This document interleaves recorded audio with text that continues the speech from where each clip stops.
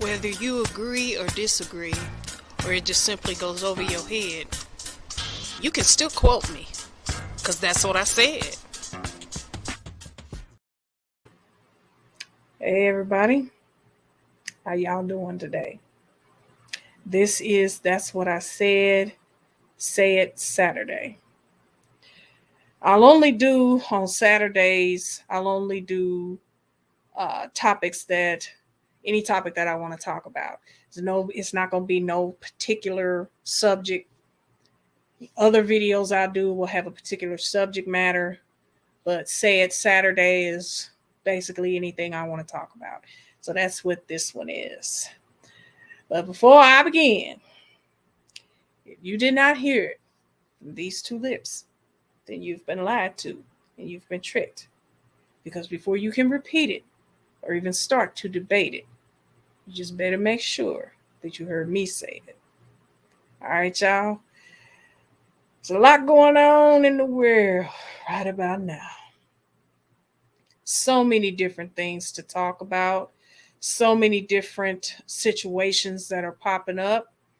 I'm going to try to hit as many as I can because I really don't want to be on here long. I'm kind of tired. It's been one of those weeks where, the job just got you working and working and working, and it's just wearing you out.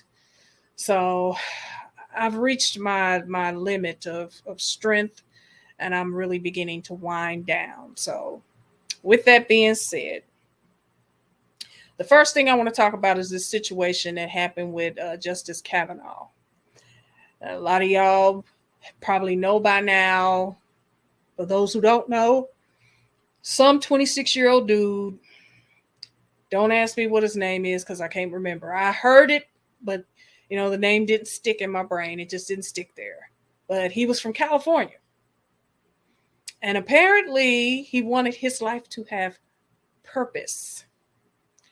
So he decided he wants to kill Justice Brett Kavanaugh and decided that he was going to come and kill him. And I mean, packed an arsenal of stuff and proceeded to drive from California all the way. And here's the messed up part, was that he was able to find Judge Kavanaugh's address on the internet. Now, there's something seriously wrong in this country when you can just go on the internet and find a justice of the peace's address. We're supposed to protect those that are in leadership. And the fact that this guy was able to just go on the internet, boom, and find the judge's address and actually drove there to kill him. Now, of course, he didn't get through with his plan. He got caught, he got busted. But still, the fact still remains that he was going there to kill the man.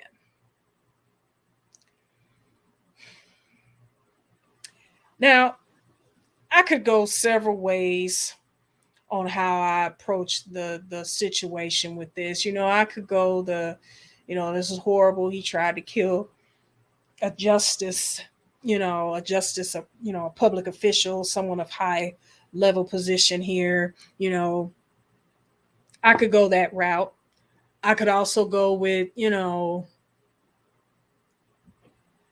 where was, where was all of the talk of getting rid of guns and all that stuff? Where was gun control talk when this person decides he wants to kill a Republican judge? Had that table been flipped and that had been a Republican that was going to kill a Democrat supporter justice, I don't even think that person would be alive today. I think they would have took him out. And it would have been all this talk about gun control. But notice, when this guy does this, we're real quiet now. I guess gun control ain't no big deal if you gonna do what everybody wants done, because everyone is upset about Roe versus Wade possibly being overturned, and they blame Kavanaugh and Alito and Thomas for their decision. because they're pretty much the Republicans on the issue. I mean, we all know that Sotomayor didn't do that. She's Miss Democrat, so there ain't nobody bothering her, ain't nobody threatening her.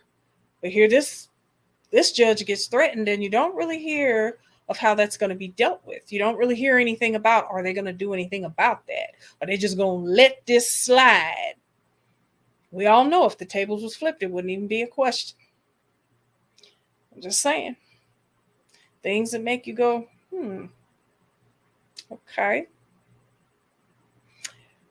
We also know, I've said in another video, matter of fact, I did a whole other video about the situation that went down with Monique, the comedian, and the comedian D.L. Hughley. From what I'm seeing, the situation hasn't really been resolved. I think D.L. Hughley has kind of removed himself. He's made 2 comments about it, just 2. And he was very calm and professional about how he handled it. But then he just kind of walked away. And I applaud him for that. Because I think if he kept responding and kept saying things, that just feeds Monique. And Monique is going to, she's a shark. She ain't going to let you keep feeding her and she don't continue to bite. You know what I'm saying? If you keep feeding her, she's going to come back for more. So I think he did the right thing by just responding, to some of the things that she said. And he basically just made it clear that he ain't going to work with her no more. And he learned his lesson. And I think things have kind of quieted down. I'm hoping it stays that way, but we don't know. Oh, now I have to address this. And I already know that when I talk about this particular subject, some people may feel some type of way about it, but I don't care. That's what I said. And I'm going to say it. And that's the way it is. That's what Say It Saturday is all about. Okay. Now, I don't know what state this took place in. I just heard about it. Somebody brought it to my attention, and then I was able to look online and see that it was true. Where apparently somewhere a drag queen bar, had a family night where these drag queens allowed parents to bring their children to watch a drag queen show. And during the show, the drag queens called children up to walk the runway. They could pick whichever drag queen they wanted to walk the runway with, and that they were giving the children boas and all type of stuff and teaching them how to strut down the walkway. Now, y'all know how I am about the kids. I'm very particular about the children, and I'm about being protective of them. And it bothers me that they call it family night. What does family night have to do with you dressing up in drag and putting children on the stage? Why does a child have to walk down the runway with a drag queen? What is family night about that?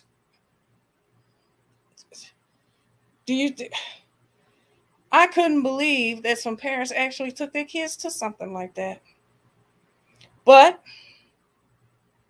we're living in a time, look, let's be clear. The parental ball has been dropped by many a parent throughout lifetime. There's a lot of parents who have not lived up to the role of parent. A lot.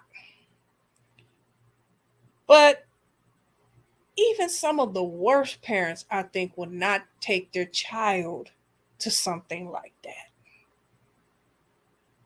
Because it serves no purpose except to indoctrinate your child into wanting to be a drag queen or thinking that being in drag is a normal thing. What are the reasons? would you want a child there? What is the purpose of that? When I heard that they did this, I was more upset with the parents than I was a drag queen. Because look, a drag queen gonna do what they do. If they in a bar that allows them to do whatever it is they want to do, you can't stop a drag queen. But I'm looking at the parents. Like, what's wrong with you? Why would you bring your child into something like that?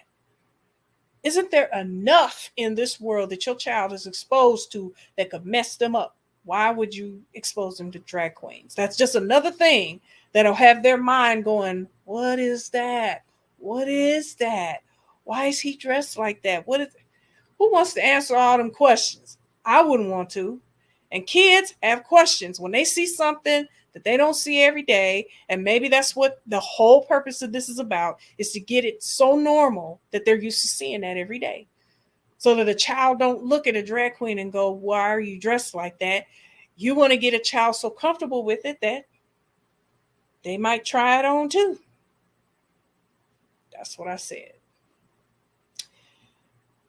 I was very upset at the parents that they would allow their child to sit and look at that kind of stuff. It's ridiculous. Oh, well, I did hear, though, something that I never thought I would hear. Found out that now, I know I'm not saying his name is Chesna or Chesney. It's either Chesna or Chesney. I can't remember. But he's an attorney. I don't know his last name. But he's an attorney in San Francisco, California. Okay. And apparently, he was the DA. And apparently, he had this soft feeling about crime, because I have noticed that our justice system is kind of slapping these criminals on the wrist. The charges that some of these criminals should get, especially when it comes to harming children, you should see, some justice in that. Well, this Chesna apparently, didn't believe in locking up anyone who wasn't a felony. If you didn't have a felony charge, he would pretty much let you walk right back out. Didn't matter how severe the misdemeanor was, he would still let you back out. And if you had a felony, you could still bond out. You could still bond out. You had to have a certain amount of felonies for him to say, well, I can't let you out. But like if you had done an armed robbery and that was your only charge, but let's say it was a felony charge of armed robbery, he would let you back out. He would let you bond out. Well, apparently the crime rate in San Francisco really went up. It went up really, really high. And they had a recall election on him. Apparently, so many people were upset that the crime rate had went way up because of his, we're not going to persecute or prosecute someone who, has a felony charge. We're not going to really go after them. We're just going to let them back out. He did not believe in the system of locking up people. He didn't believe in that. And he worked to keep that from happening. But yet you're unleashing criminals on the public. They voted him out. That recall election that they had, they voted him out. And mind you, this is, San Francisco is one of the most democratic, free-spirited, free-willed, state there is, or city there is. It's very liberal. But even liberal people love their safety. They love their protection. They love knowing that criminals are being punished for the wrong that they do. And when liberals vote you out because they feel like you're letting criminals run amok, that says a lot. That says a whole lot. See, we love our loved ones. It at the end of the day, it don't matter whether you're gay, straight, right wing, left wing, Christian, non-Christian. You love your loved ones. And when criminals encroach on your sense of protection and safety, it don't matter what side of the fence you fall on. You human and you love your loved ones and you love yourself and you want to make sure that you're protected. And when you done voted somebody in who ain't gonna do that, then you want them out. And that's what they did. They voted him out. And I was like, whoa. I didn't expect for that to happen, y'all. I really didn't expect that. That was a surprise. Let me see. Oh, there's so many things. I really don't want to hit on too much because, again, like I told y'all, I'm winding down. This week has been a very hard week for me. And the older I get, and what's funny is my mother told me that this would happen. I didn't want to believe her. I didn't want to believe she was right, but she was right. The older you get, your time of winding down and relaxing, it expands. I remember being a teenager, and when the weekend would come, if I didn't go out with my friends, I felt like I was missing something. It was like I had to be out. I had to go out with my friends. I mean, I just had to. I was like right now where I live, it's about 8:45 p.m. I would have already been on the phone with my friends talking about where we going tonight. And I would be in the process of getting dressed to go out. I remember. Matter of fact, I'll share some memories that I had. I mean, like I said, this is a sad Saturday, which I just talk about anything I want to talk about. I remember I had my best friend Chanel and my cousin Stephanie. Now, those were the two people that I did my clubbing with. My mother, I will say this about my mom. My mom was a Christian woman, but she did not stop me from going out. She always wanted to know where I was going. Now, as long as I lived in her house, she made it clear that you have to tell me where you're going, and who you're going with. But she never stopped me from going because she realized that I have to decide that that's not what I want to do. Now, one thing she made clear, she said, now, if you won't go out, you go out. She said, but you got to tell me where you're going. You got to tell me, who you're going with. And she said, no drinking, no drugs are allowed. Of course, she knew that I didn't do those things. But she set boundaries, but she still let me go out. Because one thing was clear to her is that if I don't let her experience these things, then she's going to run after them. And she's absolutely right. By the time I went off to college, the need to go out was gone because I had already done that. I had already went out. But my mother, I went out with my best friend Chanel at the time, and I went with my cousin Stephanie. If I wasn't with Chanel, I was with Stephanie.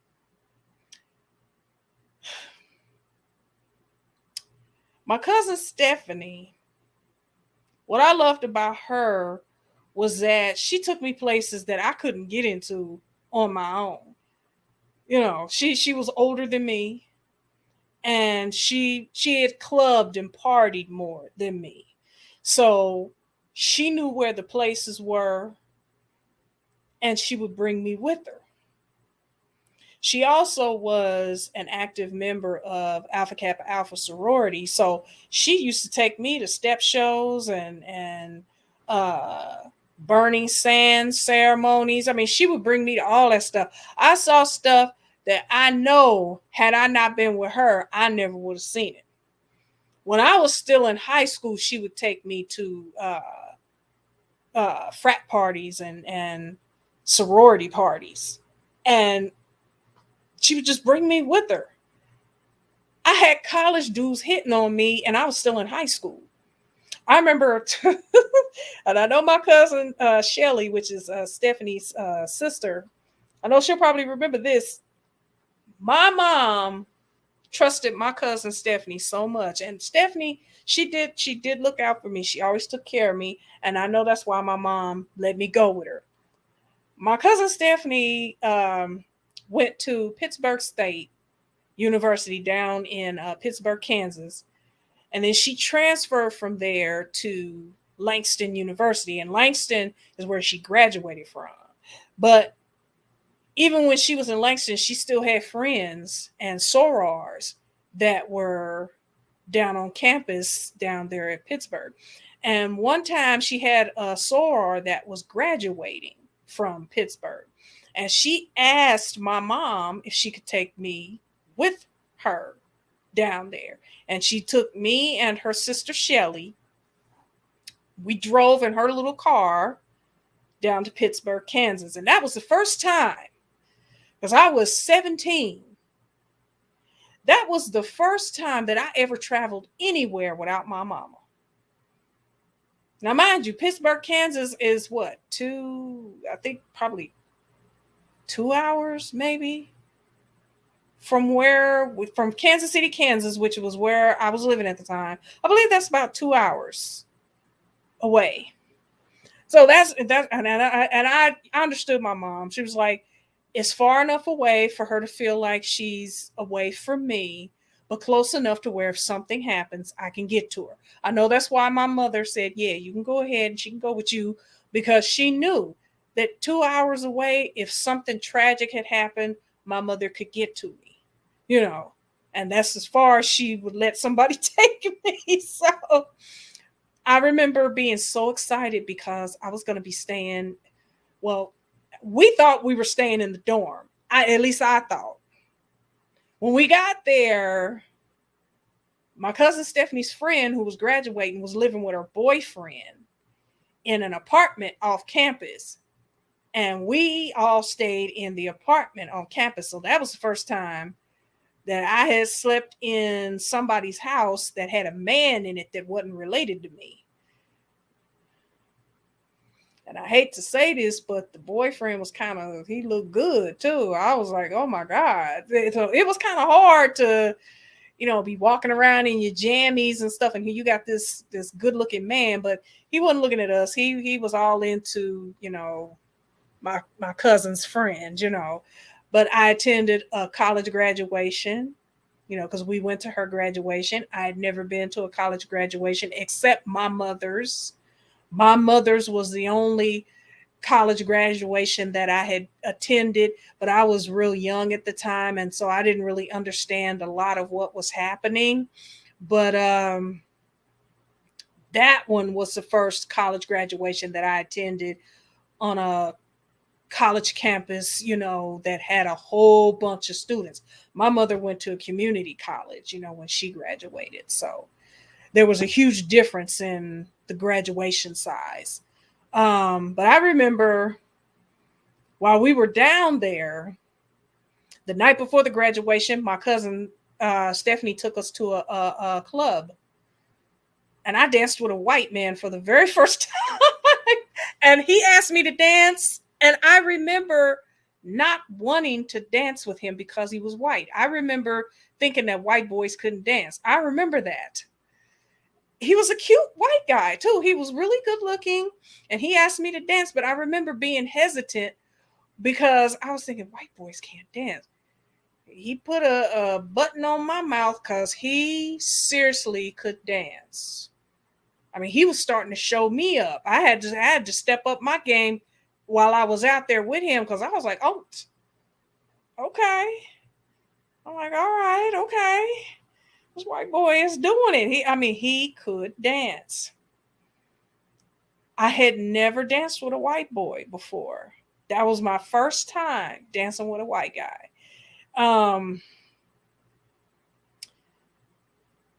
After that trip, my cousin started really taking me more to college oriented stuff. And I think she was recruiting me. I really, because she was an active member of Alpha Kappa Alpha sorority, and she even told me when I graduated, I told her where I was going to school. I told her I was going to Oral Roberts, and she said, if you want to start a chapter of Alpha Kappa Alpha, she said, I'll help you. She said, and I will sponsor you. Well, believe it or not, I actually checked. I actually asked, when I filled out, all of the applications to go to Oral Roberts, I asked them, do y'all have sororities and fraternities down here? And they said, we don't support that. We don't believe in that. And so then I had to come back to my cousin and tell her, well, no, they not, they don't recognize sorority life down there. And so she said, well, you could still start one off campus. And I said, no, that's okay. So I really think that when she was bringing me around to all the step shows and stuff like that, I really think she was recruiting me. But in all honesty, here's the reason why I never joined Alpha Kappa Alpha. And when I say this, I'm talking about the particular females that changed my mind. I'm not talking about the organization in itself. I don't have an issue with the organization itself because, number one, it has had 3 people that I love like no other. My Aunt Sandra, which is Stephanie and Shelly's mother, she was Basilis of Alpha Kappa Alpha, her chapter. And then she brought in her daughters, Stephanie and Shelly. And my Aunt Sandra and my cousin Stephanie have passed on, but my cousin Shelly is still here and she's still involved in it. So the organization will always have respect for me for that reason, that they have some of the best people on this earth a part of their organization. But I decided not to be a part of it because I was on the fence. I was really seriously thinking about it, especially with my cousin bringing me to all of their, stuff that they were having.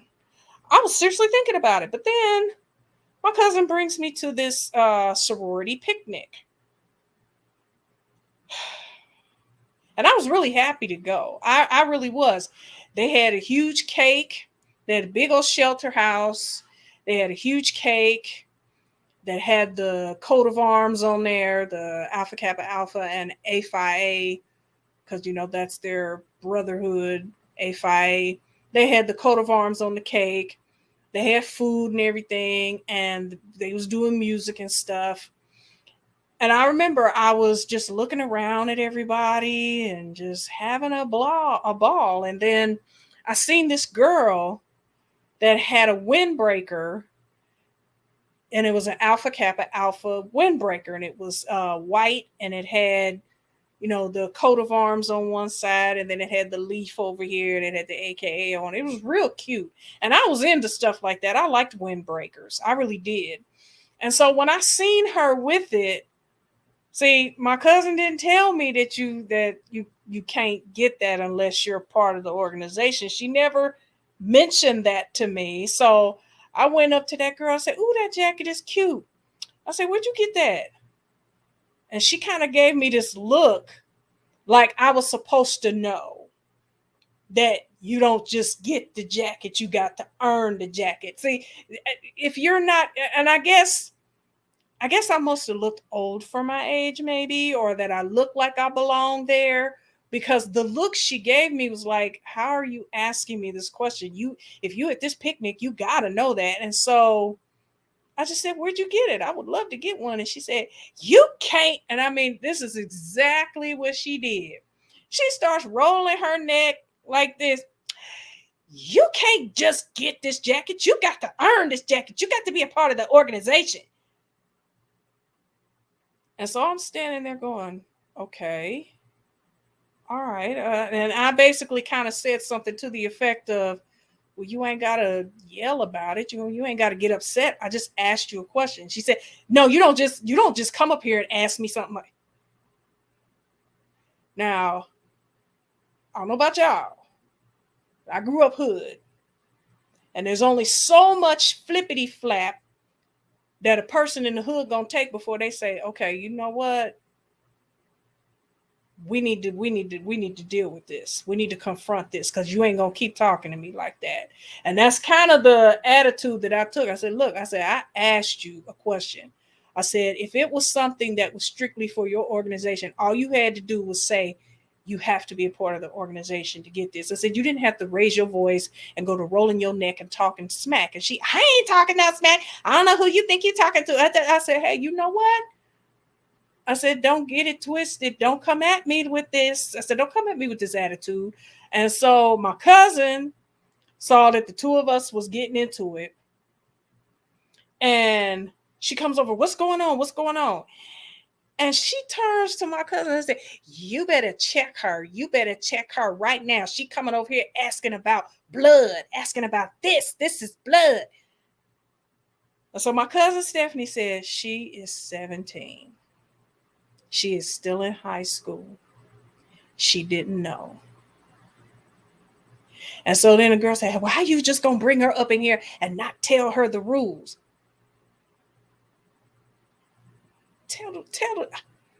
I just kind of stood there. I was like, okay. I'm like, I'm getting angry. I'm getting mad. I said, I don't want to embarrass my cousin. So I just kind of said, I'm going to walk off. I said, I'm going to take a walk. And so I just started walking away because I just said, if I stand here and I hear this girl raising her voice at me, I'm going to lose it. I'm going to lose it and I'm going to mess up this whole celebration. And I don't want to do that. So I walked away. My cousin talked to the girl, calmed her down. And then when my cousin came up to me, she asked me, was I okay? And I said, yeah, I'm all right. And so she said, it's my fault. She said, I should have told you, you have to be a member of Alpha Kappa Alpha. You can't just purchase the jacket. You have to cross over, you have to go through, rush week and all that stuff. She said, I should have broke it down to you. And she said, but when you told me that your college doesn't allow that, she said, I decided, well, since you're not going to be starting an organization for us, if you're not going to be, going to pledge, she said, then I didn't see the need to continue with trying to tell you how everything works. And I said, you know what? I said, she actually did me a favor. And so my cousin said, what you mean? I said, well, I was still thinking about it.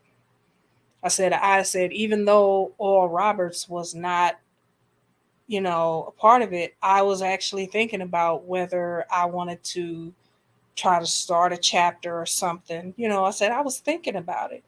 I said, but after she did what she did, if you could treat someone that you don't even know whether they are a part of your organization, whether they're thinking about being a part of your organization, you don't even know who they are, and you talking to them with that kind of mess, if you could treat people like that, I don't want to be a part of it. And she said, oh, now don't let what she said, change your mind. I said, it did.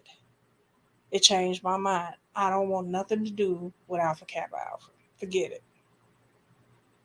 So after that, my cousin, she accepted my decision. But I noticed that from that day when I said that I didn't want anything to do with it, she didn't take me to any more step shows, no more frat parties. She didn't take me to any of that. We just went to clubs after that.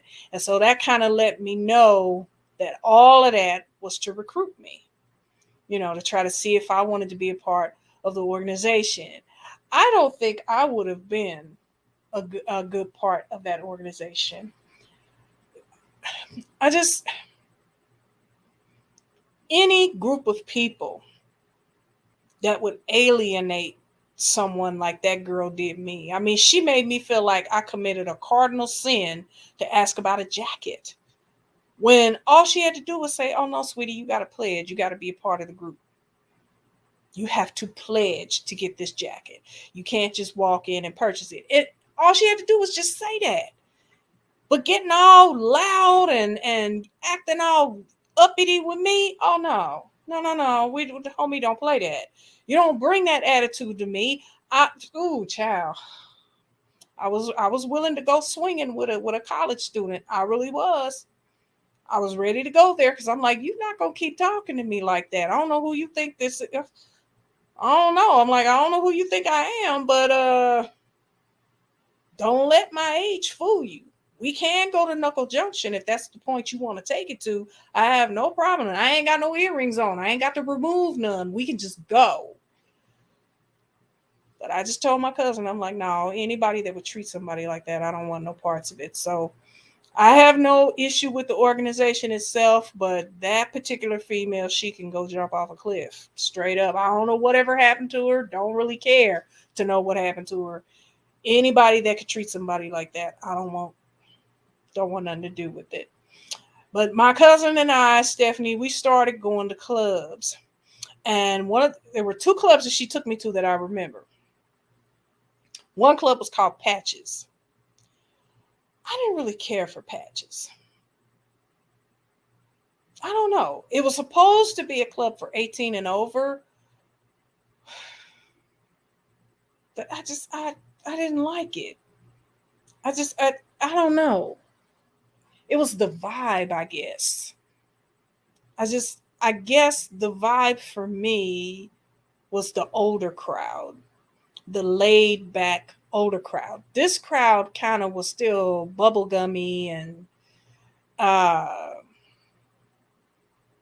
it just had a bubblegum feel to it. Just wasn't my vibe. We went there a couple of times.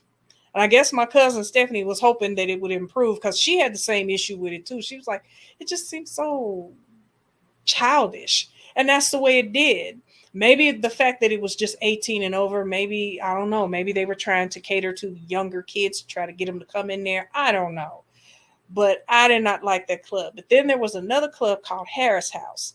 Now, I liked the Harris House because it was the older crowd. Now, y'all, I got to share this because this, okay, Harris House was in Kansas City, Missouri, in the Westport area.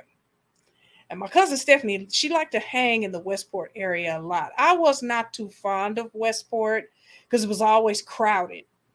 People would ride through there. I come from the era where showing off your car was the thing. You know, if you were riding through an area with your windows down and you were playing the songs that everyone listened to, which back during that time when I was hanging out with my cousin Stephanie, NWA, you were not playing anything if you were not playing NWA in your car. You had to have NWA, Easy E. You had to have Easy E blaring in your car. That's just what it was. And dudes would ride through with their windows down, playing Easy E or Nas. Nas was another one that you had to play, or LL Cool J. But LL Cool J, people were kind of on the fence with LL, but NWA was definite. You were cool if you had NWA blasting. And so it was always crowded over there. It was a lot of people showing off their vehicles and stuff. So I didn't really care for Westport too much. But the Harris House was a club that they had over there. And this particular day that I went with my cousin, we had been sitting at the table. I remember the drinks was a 5-drink minimum, and they didn't care whether you got soda or whether you got an actual drink. My cousin drank, but I didn't drink liquor, so I would always get soda. But it was $5 drink minimum. 5 drink minimum. It was crazy. But anyway, I was sitting at the table and I was sitting with my cousin and we was listening to the music and watching the people dance when all of a sudden this dude, and at first I thought I was seeing things. I actually thought I was losing my mind. I was like, am I seeing what I'm seeing? This dude came up and asked me to dance, and I'm telling you, he was a pimp. I truly believe he was a pimp. People can tell me he wasn't, But he was a pimp. I'm going to tell you how he looked. He was a tall, skinny black dude, and he had his hair in finger waves. And I'm talking the finger wave, whoop, whoop, whoop, finger waves. He was wearing these thick glasses that looked like they had diamond rhinestones around the rims. He had a white mink coat on. And underneath the mink coat, he had on this brown suit. I mean, he looked like he stepped out of the 70s with that outfit on. I mean, he looked absolutely ridiculous. He had rings on every finger, on both hands. And he asked me to dance, and I started to just laugh and say, "You've got to be kidding. I'm not going to dance with you." But I said, "No, I'll go ahead. I'll dance with him."